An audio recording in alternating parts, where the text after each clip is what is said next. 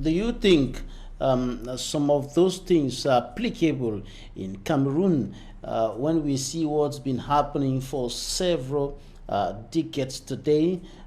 Roads blocked when the president of the republic is moving across the town from the Unity Palace maybe to the Simaleng International Airport, and business activities slowed down, and other activities almost brought to a standstill along the road where the president is passing, the governor passing, the minister passing, traffic is interrupted, and all those things that we see, and coupled with the some kind of distrust that seems to be existing between those who are governing the country and the citizens. I believe it can be applicable in Cameroon because in Cyprus there are not some kind of superhuman beings living in Cyprus. There are all human beings like us, Cameroonians. We left Cameroon and we are in Cyprus, and we are obeying and following all that they are doing. Many Cameroonians in Cyprus, if they return back home, they will not be the same. Meaning it can be applicable in Cameroon. What is happening, and then I came to discover the main issue, is that what those who are in power in Cameroon causing confusions whenever they are moving from one place to another with their convoys. It is because of pride. It is because they don't even know why they are there. The main purpose of joining the government or even campaigning for them to be a part of the government minister is to show to the citizens that they are superhuman beings. But while in Cyprus here, they know that it is a responsibility that has been given to them, and they are answerable to the population, and they don't have any right to disturb anybody, cause traffic anywhere. That is one of the things. It can't happen in Cameroon if we have a better leader. All those things are happening in Cameroon because the government, under the leadership of President Paul Biya, is not willing. They are there for their own self. And when you are for yourself, the only thing you have to do is to show yourself to those you believe you are more than them. And that is what they are doing. If they change their mentality positively and say, okay, president is going to this place, president just needs but the president vehicles to go there.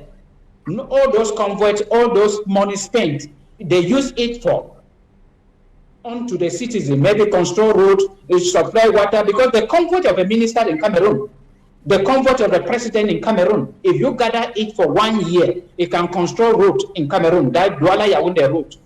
It can expand electricity to one region. But here in Cyprus, they took all those things into consideration and they are answerable. They don't spend the government money, the taxpayer money anyhow, because at the end of it, they will be called to account for. And that is why they are responsible. They are looking forward. And then looking at the relationship, the collaboration between the government and the citizen. Here in Cyprus, they understood themselves. They are not fighting to take position in Cyprus or in European country just for nothing. They are fighting because they have something to deliver. They have a vision. But in Cameroon and many African countries, they do not have any vision. Their own pride is just that it is my turn. It is, I have to be the president without any vision. And that is why they cannot cope with the population. They believe that becoming a president is becoming superhuman beings, where you have to trample upon those who are under there. And that is the only vision I believe somebody like President Paul Biya have or inculcate or it took in after the coup d'etat in 1983. I believe that is with a kind of, because when I looked through all the vision President Paul Biya was having for the people of Cameroon in 1982, and the vision and the President Paul Biya we are having today, there are two different things.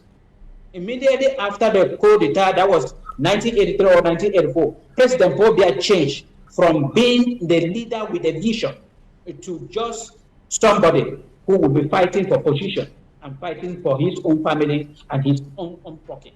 And that is why he decided to choose the most wicked, terrible Cameroonians to form his government. And they now have created a very big gap between them and the citizen. And the only thing they are thinking is that when I will pass here, people will know that minister passed here. But that is not the case in European countries. They are afraid to go to the citizen if they have not done anything right. But in Cameroon, they have the police and the Yandans to intimidate for them to pass.